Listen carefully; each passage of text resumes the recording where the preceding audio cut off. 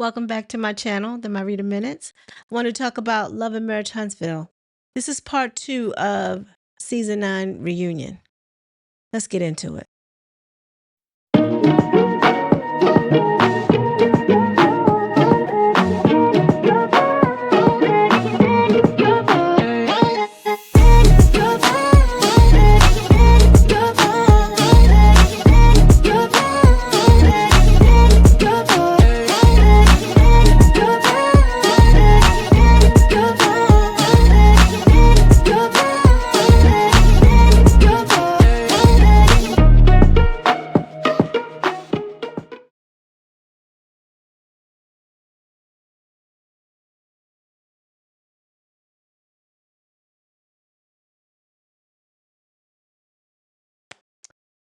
Let's dive right in.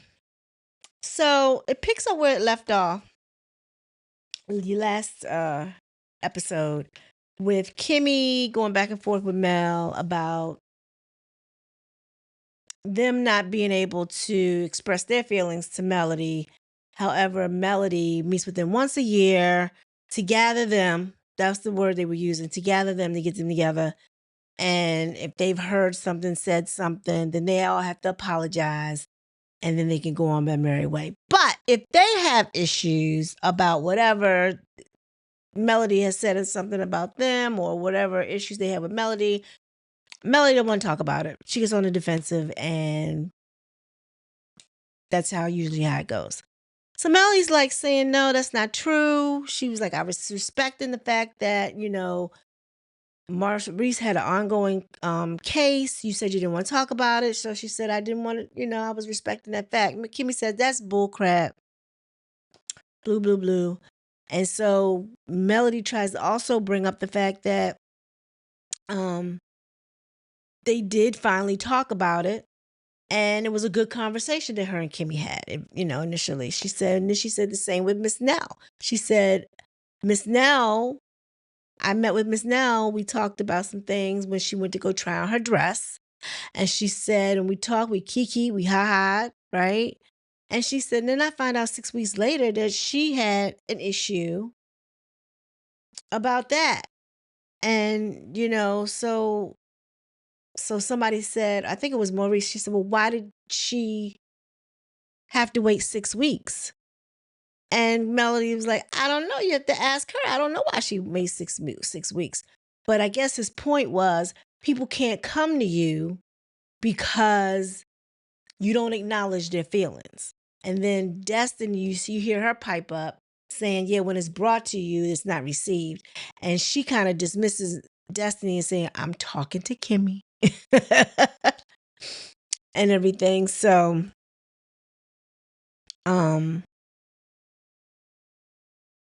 so then Miss Nell pops up and she talks about her feelings about how Melody was dismissing her as a mentor, right? Even though she was with her and Martell to the wee hours in the morning, sometimes talking to them, with the fact that she had a mother that was on her deathbed, pretty much. And she left her mother to go help them. I have one thing to say about that. If that was the case, that's kind of, I guess that's noble of you. I guess that's what you want. That's what you're looking for. But it was your mother. Like, tell me what daughter, son would leave their mother on their deathbed to go help out people that can't get their marriage together, or just someone that's doing terribly wrong things in the marriage. They would have to take a back seat to my mother or father on their deathbed. Just saying. I mean, I don't know what Miss Nell is looking for here, but I don't buy that. Plus, there's been outside rumblings outside of the show that basically has said that Nell and her mom weren't really all that close. I'm just saying. I'm paraphrasing. And this is not anything that I have said or know about, but Chris's daughter Lexi, she'd been popping up in people's chats, and I think she had made a comment. She said she knew that her and her mother never even got along. Now maybe at one point they didn't, and who's to say when she got to this point on her deathbed that maybe they had made amends. We don't know. We weren't there, but according to Lexi, they didn't really have a relationship. But regardless, neither here nor there. That was still her mom, right? And she was sick, and she chose to leave and go help or talk or hang out with those two. Plus, Melody went live and basically said that the only time she saw Nell was when Chris, her and Martell would just hook up as couples and go out together. And as you're out together, you talk about, different relationship things that would come up. And a lot of times they would be on Martell about the stuff that he was doing. She would just be there. So her thing was she didn't take that as she was being mentored. It was more so Martell. Anyway, Miss Nell basically says, she keeps saying, it was about Martell, Miss Nell said, yeah, it was about Martell, but she was there too. So she was saying all this stuff. And I think there was something that was cut out because I missed it. Because whatever she said kind of threw Melody off. She looks at Marceau, and Marceau says, you're not taking your gathering. You're not getting your gathering. Because after that, Miss Nell really didn't say anything. So, right, I guess after she went through this long rant that we didn't hear that was cut, Carlos looks at Melody and basically says, well, what do you think about what you just heard? And her thing was, so Melody was like, well, her feelings are her feelings. I guess her feelings are her feelings. So they cut for break, and Marceau kind of like was talking to Melody. He said, well, you kind of proved a point that you don't acknowledge anybody's feelings. She was like, well, I don't say that people can't come tell me what they're feeling, or don't bring your feelings to me. She said, I don't say that. And even Tisha spoke up and said, well, you do this, that, and the other, blah, blah, blah, blah, blah. So they go back to the back in their dressing room. So the showrunner, Marcus, comes around, and he goes into Tisha and Marceau's room first. And he's basically, bringing up the last conversation that was on the stage. And I guess asked him, and I guess if there's any truth to it. And her thing is, Tisha and Marceau say, yeah. She said, she always, wants to have a meeting with us. But she says she doesn't acknowledge, and she just dismisses your feelings. She said we do it all the time. It's been happening. Tisha says it's been happening since season 1. So the showrunner then goes over to Melody, and Melody basically said, I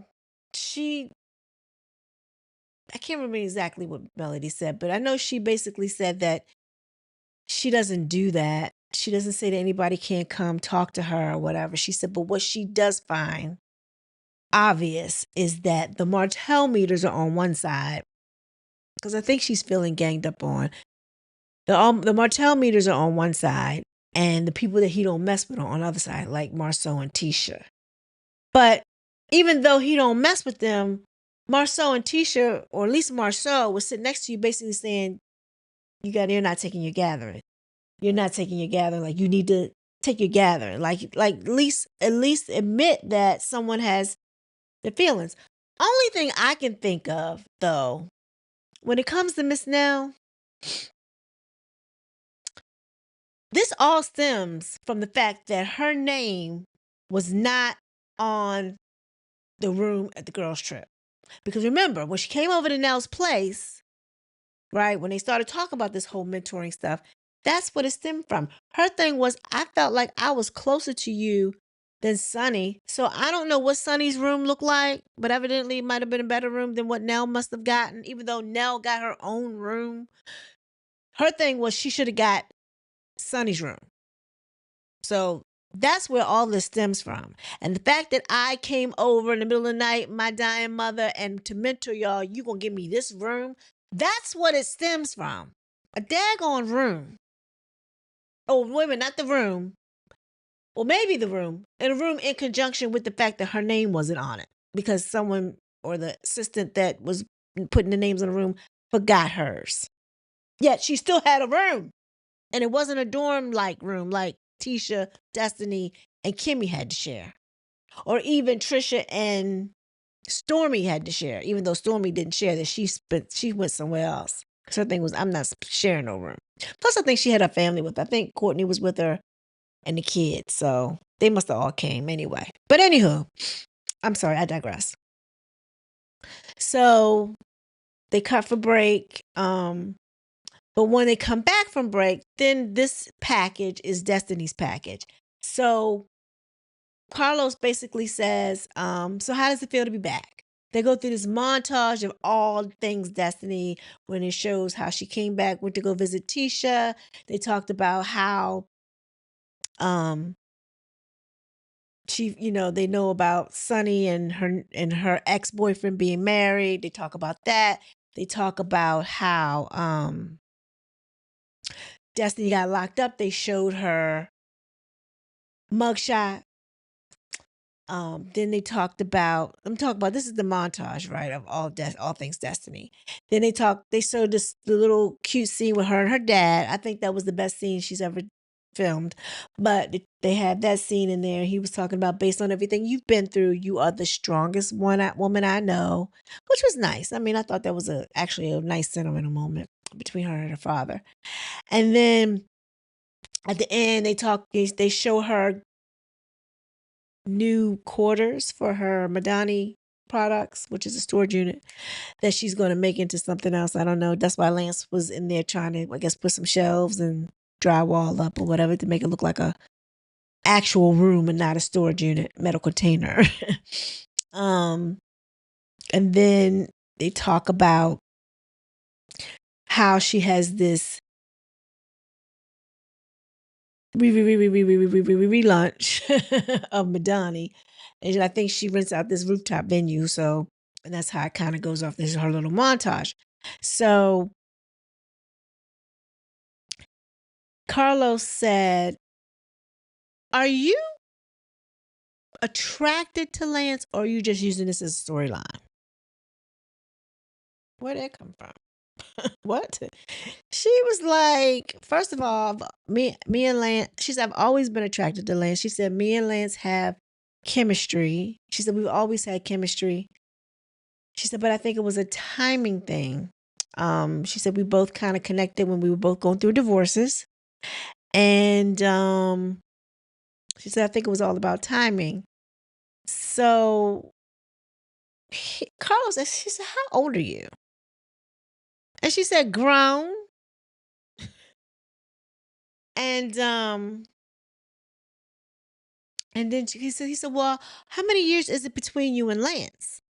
And she said, about 6 or 7. Miss Nell piped up and said 9. I'm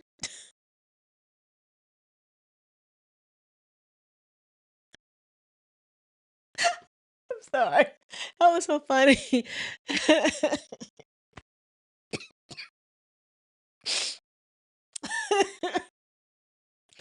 And she's like, huh? What?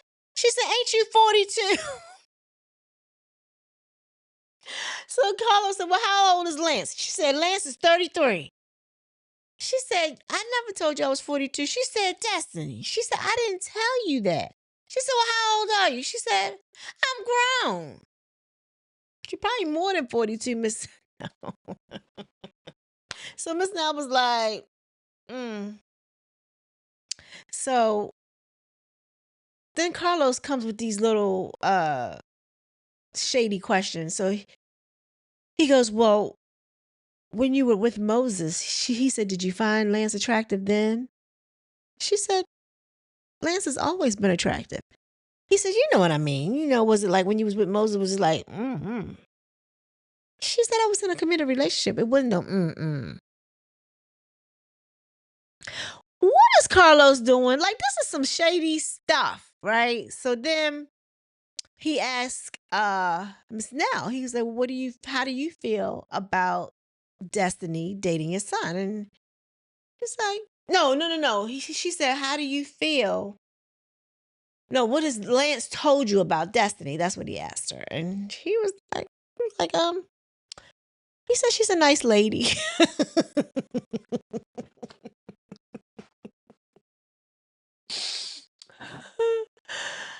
Like he's talking about his elder. Oh, that's a nice lady.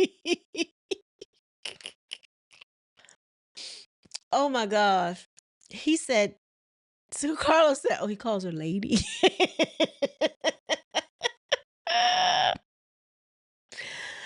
Miss Nelson, I don't know. He was like, he said, Lance and I don't talk about Destiny like that. Like I said, I can't pick,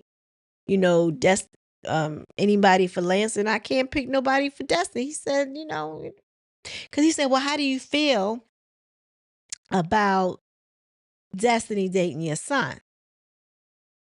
And he said, she said, I kind of knew this was going to come up. She said, we all went out to dinner. She named everybody that went out to dinner. And she said, somebody said, well, how do you feel about Destiny becoming your daughter-in-law? And she said, at the time, she said, I said that I'd be honored for her to be my daughter-in-law. She said, but I can't say I feel like that now. So she goes on to say that she says she feels like Destiny needs to grow up a little bit. I don't know what that means. And so then he asked Chris, he said, well, do you think that Destiny is somebody that you would want for your son? And both of them were kind of like beating around the bush, like, well, he said, that's not my call, that's up to Lance or whatever. So Miss Nelson, why ain't, asking Lance this? Why ain't Lance here? So Carlos said, because you're here. So then he gonna scoot over to Destiny and basically say, you need to continue dating other people. They don't want you. Carlos is messy as hell. Oh my gosh, Carlos is messy as hell. So then Miss Nell says, Carlos, well, why would you tell Destiny that? That is so much shade.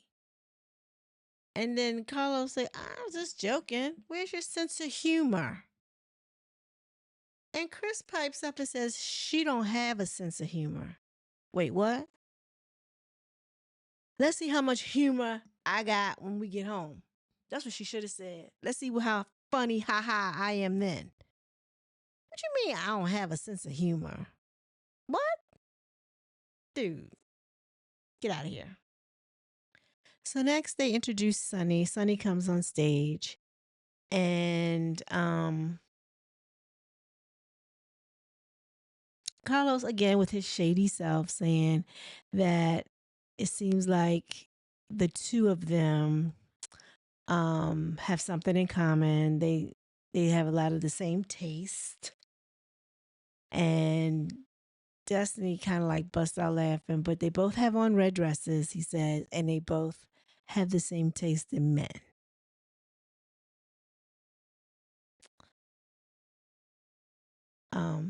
He asks her how she's doing, and then he notices that she's by herself.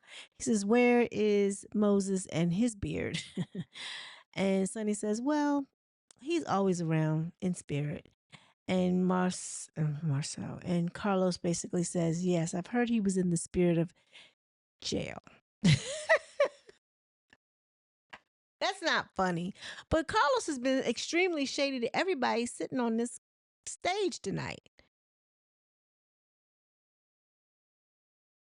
Don't make sense. So Carlos asked what happened.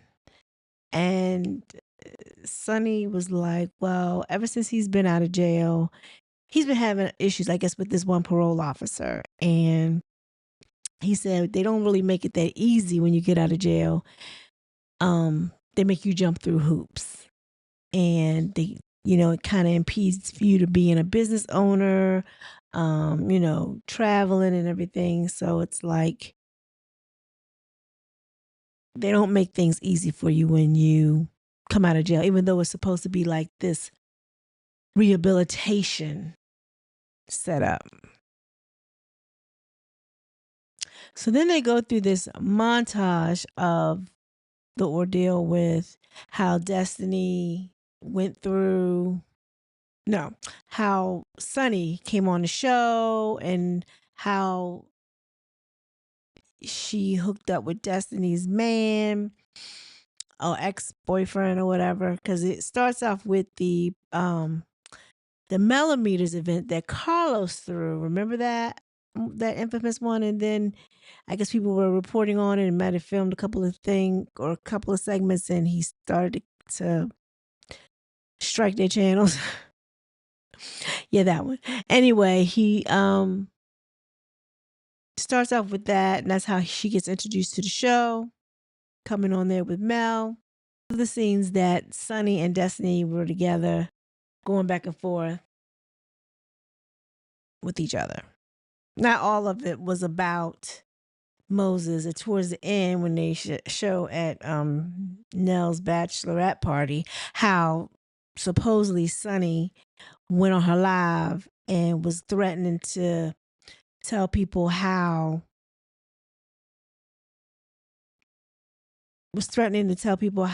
her and LeBerick broke up, but then she posted this picture of Maury Povich as if to say, or give you the impression that Destiny didn't know who the father of her baby was, which was kind of cold. But if I was Team Destiny, I'd feel some way. Only reason why I feel some way is because that was kind of low. That was a low blow. So when they finished that montage of her and Sunny going back and forth, the camera pans to Melody. She said, okay, I think it's time for a break. And everybody just busts out laughing on the stage. Carlos says, well, there's been lots of conversation about how you've crossed the line, how you shouldn't even be on the show. And that you don't know girl code. I'm paraphrasing. He said something like that. So he asked Sunny, how do you feel about how people think about you? And she said, basically, I think people need to mind their business. She said, at the end of the day, she said, she said, me and Destiny had a working relationship. That was it. It didn't go any further than that for me.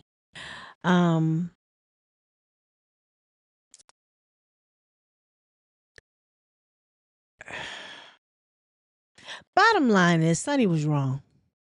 I'm sorry.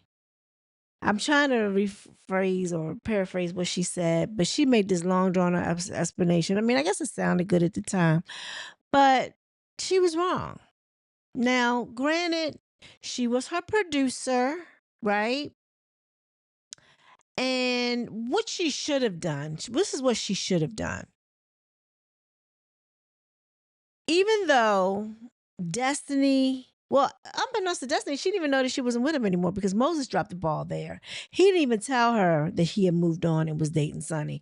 And a matter of fact, I think Sunny might have already known that he didn't really reach out to her, or she probably didn't care. But the fact of the matter is, if she thought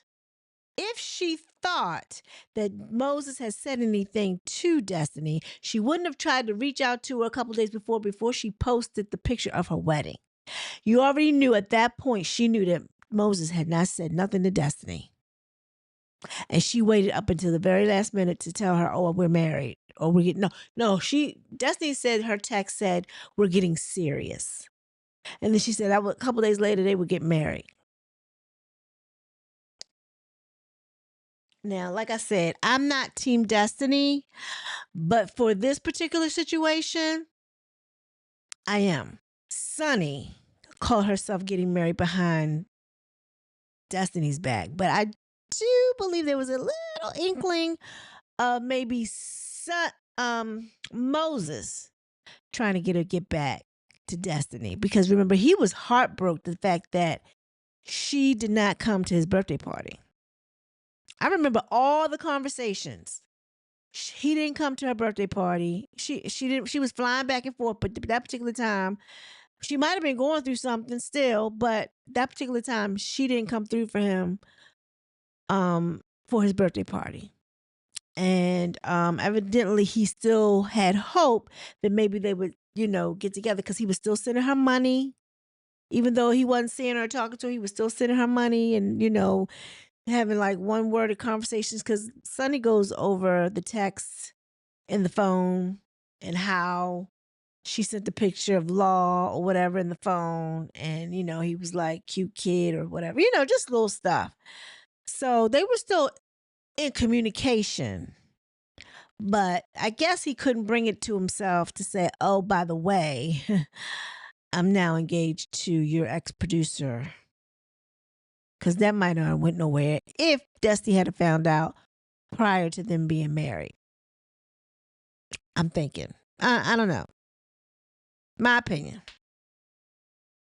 So then all of a sudden, Tisha pipes up and gets rah-rah with Sonny and talking about how she sneakily went behind Destiny's back and married Moses. And her thing was secretly. We didn't do nothing secretly. And so she was saying that, if I had a friend and she met somebody through me, I wouldn't expect, to have girl code. I mean, I would expect her to have girl code or whatever. But then she made a comment. Sunny made a comment. And she said, well, first of all, Tisha was like, when I first met Marceau, I made sure he didn't mess with none of my girlfriends. She asked him, did he ever mess with you? Have he messed with you? Have he messed with you? She said, because if he had messed with any of them, she said that would have been dead. That would have been dead in the water. She said, but Sonny said, well, didn't you date one of his friends first? And she was like, no, I did not. I don't do that. She said, anything else you want to ask me about my past? Why you get so defensive, Tisha? Because I remember Martell pointing out a guy in a photo. Again, this is sidebar stuff, not just the stuff was on the telly, right? And supposedly Tisha messed with, because they had a camping trip, a hunting trip. I don't know what kind of trip it was. They went just the guys only, and this guy was on the trip with them, and Martell deliberately showed a picture, I think on his Instagram, showed a picture of all of them on their camping trip, hunting trip, or whatever they were on. Everybody else's other faces were blacked out, but Marceau and that other guy. And supposedly the other guy was who Tisha was with. Just saying. So she basically said that she said she never called Sonny trifling. She said she thinks the situation is trifling.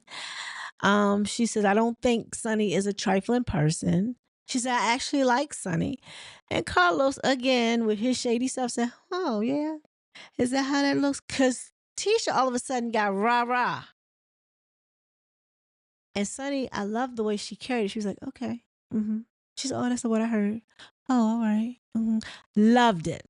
She kept that even keel. She didn't get all excited over. She let her look crazy by herself. But she was like, oh, okay. Oh, okay. Right. I got to learn that.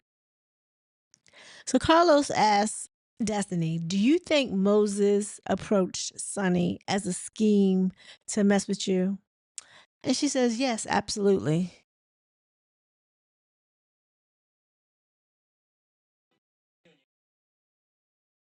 So then, after she says that, yes, she feels like, Moses approached Sonny to get back at her, Carlos said, well, what makes you think, why would he do that? And Destiny said, well, she's the only person that could get him back on this, to get him on this show so he could address me. Well, Melody thought that was the funniest thing. She was buckled over, chuckling. And Carla said, well, what's wrong, Melody? She says, I'm sorry. She said, this is funny. And she said, yeah, tell me, girl, what you think? And she said, why would anybody think that someone would marry you just to get an opportunity to talk to you. And then Destiny pipes up out the blue and said, "Well, we already know you and y'all met and made up the storyline in July." And Melly's like, "Met? Melody? Who met?" Destiny, Sonny said, "Who met?" She said, "You and Melody." What? So Carlos piped up and said, "First of all, I knew you were already coming back to the show. Then I had heard that Sonny and Moses had got married." He said, "So I took it upon myself to ask them, did they mind coming on the show? And to be clear, you knew that they were coming on the show prior to the season starting."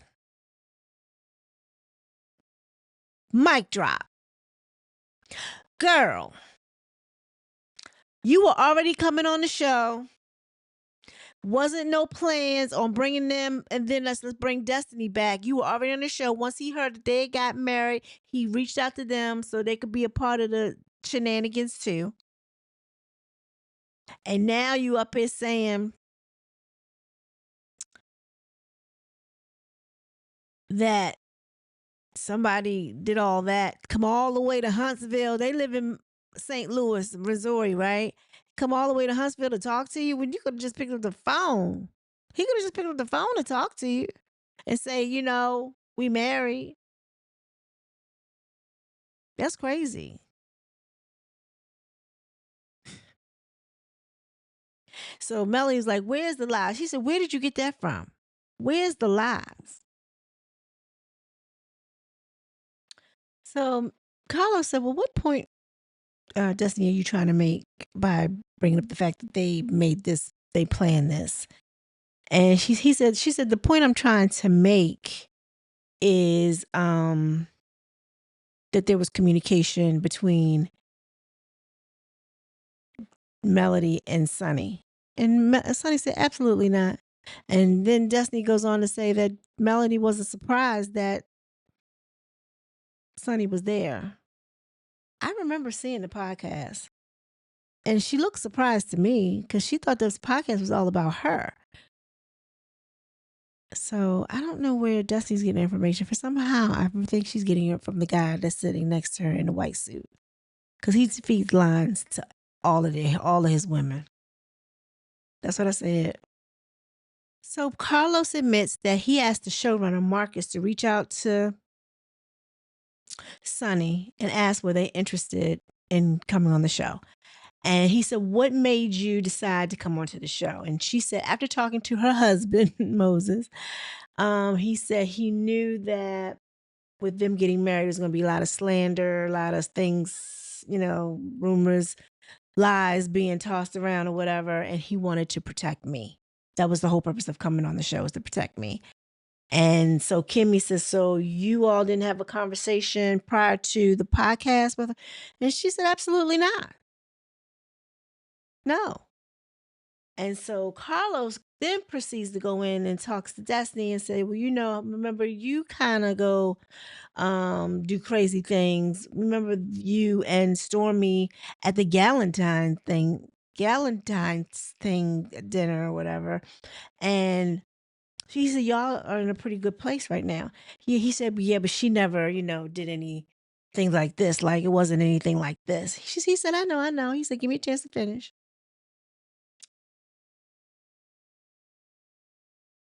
So he is talking to her. He was like, I know. He's trying to calm her down. And he said, "I'm going to land the plane."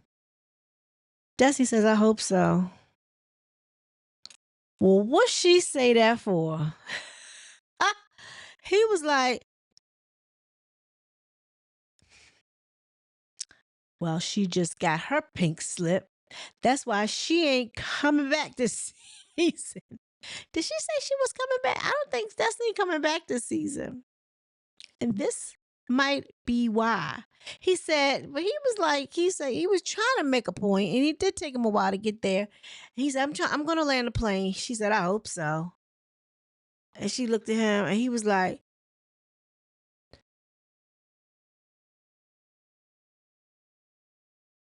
I said, oh, that's it for her.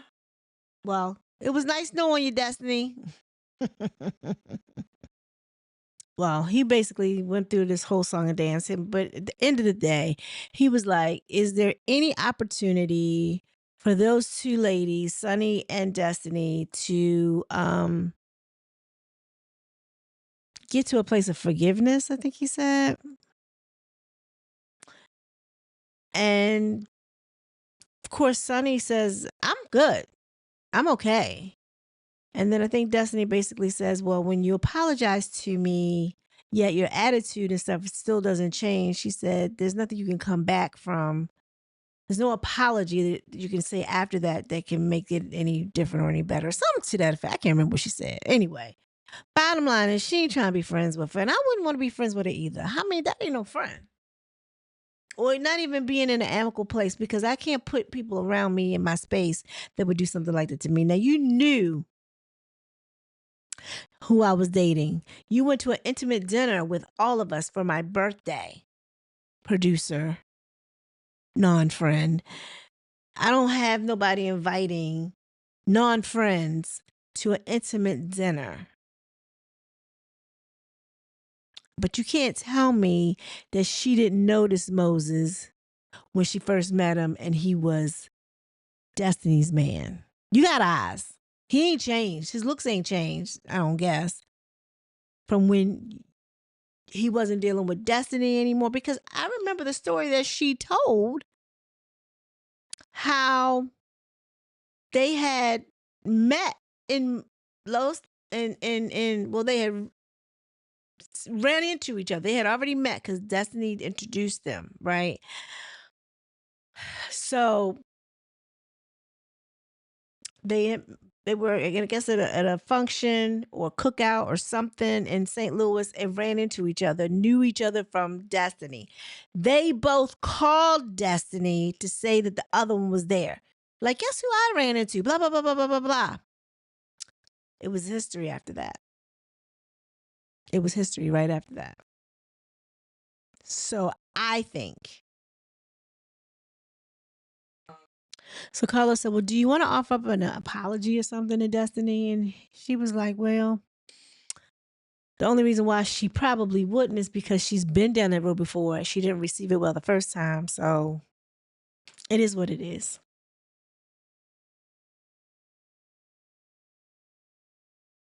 So that's what she was saying. She was saying that you can't apologize to me and then, the behavior doesn't change or the behavior gets worse. Because that's when she said, she mentioned something or said something about her not knowing who the father of her child was. She had posted a picture of Maury Povich on her live. She said she didn't. Sunny, in her defense, said she didn't say anything. She just threatened Destiny, saying, stop talking about me on your podcast every Monday night, or I'm going to tell people why LeBerick left you. And she put up a picture of Maury Povich, which you don't have to say anything, because if you put up a picture of Maury Povich and if you are familiar with his platform, you know that every episode was about who's the daddy. I don't know who my father is, type thing. So she was like, I did not talk about her child. I put up a picture of Maury Povich on my Instagram. And so Carlos said, well, wasn't that really a dig though? She said, well, you can take it how you want to take it. Yeah, it was a dig. Be honest. Own it. Own it. So they go take a break, and Melody follows Sunny to her dressing room. And Sunny was saying, like, Destiny's heart isn't right, and she likes to hold on to lies, and she's just unhappy. How does that? What? The girl is mad that you married her boyfriend that she introduced you to. I don't know how else anybody would feel, especially if Destiny, and in Destiny's case, she actually viewed her as a friend. But Sunny keeps downplaying it just to rationalize her actions.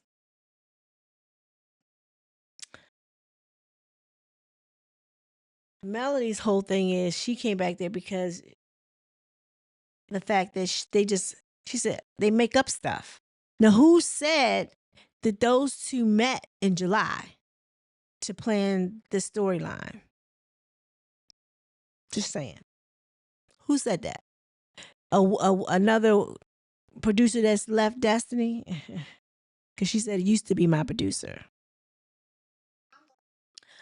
Plus, Melody basically said she literally had not seen she had not seen Sunny since the Monica concert, because she was the one that hooked up the gig for her and Destiny to perform, or to what do they call it, to start for Monica, to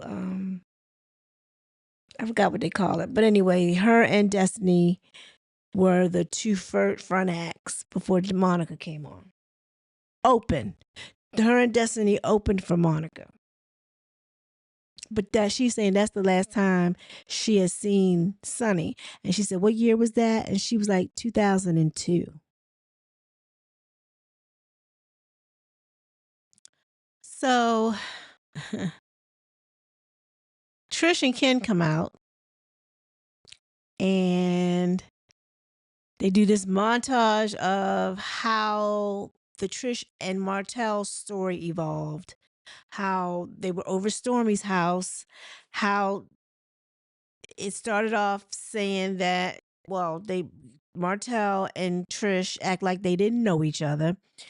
Then in front of Stormy, they basically said she knew of Martell, she knew of him through his brother. Then it went to I went over his house to train him, to nothing happened, to sidebar conversations, not on the show, that she did have X with him, and the 4 chicken nuggets were there. They were on the other side of the house, according to Marquez. But that's sidebar. And then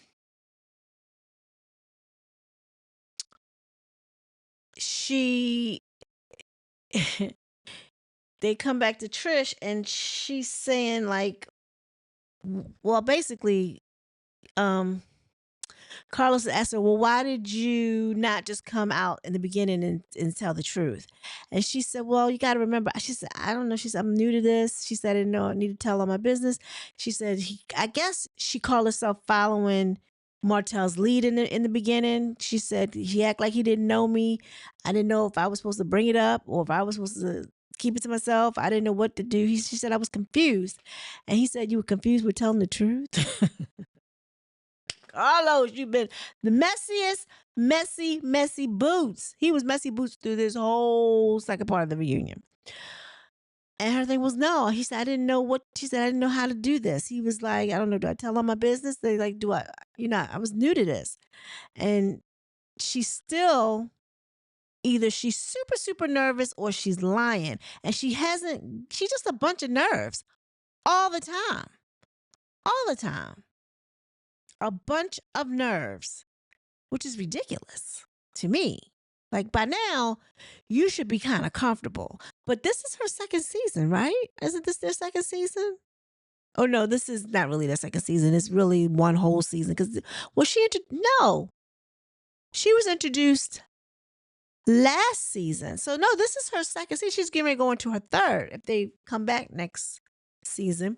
So, by this time, she should be a vet. Like, you get in front of the camera, she need to stop holding her lips so tight, her jaw so tight. Like, you can't. And just be honest. What she should have did, and this is how she could have shut it down from the jump. When Martell came in there at Stormy's house and played that role like he didn't know her and he was shaking her hand, and I would have been like, now I'm Trish.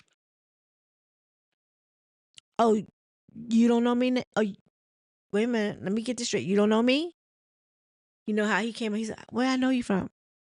Oh, it's like, oh, okay. Only the fact that I've been to your house on under the guise of training your ass, and you talked to me to death about Melody.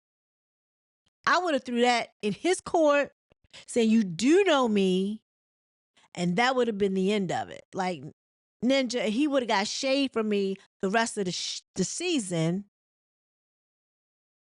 because he tried to play me. Because that would have been a storyline. Like this Ninja. But did you catch it? Because she made it seem like I did go over there. He talked to me. But he said she came over there a couple times. So if you didn't exercise the first time, you went back over there. Why'd you go back over there the second time? They still not telling the truth. Anyway, Martell says, I'm just going to be real. We did it. Everybody got quiet. You can hear crickets. Finally, Trish goes, wait, what? And he said, no, I'm just joking. And everybody laughed. And Carlos said, Ken, did you find that funny? He said, no, I don't. And that's how it went off. Anywho, tell me what y'all think about this particular episode. Do y'all think that they are ganging up on Melody? Do you think they went home to scheme and plan to pounce on Melody? Do you think Melody and Sonny really schemed, and Moses really schemed to go get at Destiny? Nobody seems like on this stage trusts each other. Because everybody think it's a scheme that Todd set up for the bull crap. And last but not least, when Carlos said, wait a minute, I'm about to land this plane. I'm getting ready to land the plane, hold tight. Dusty said, I hope so. Did he have an attitude about that? Do you think she has sealed her fate for a slot for next season? I'm just asking. Because he didn't take too kindly to that. He was like,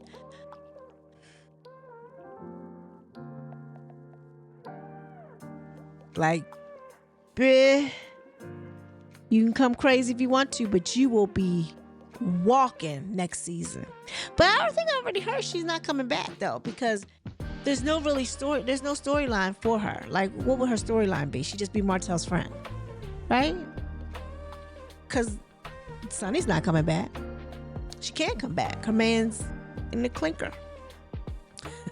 Not that that's funny either, but you know what I mean. Y'all, tell me what you think. Leave a comment down below. Also, before you exit the building, can you please like my channel? Just give me a like. This is a free way to support my channel.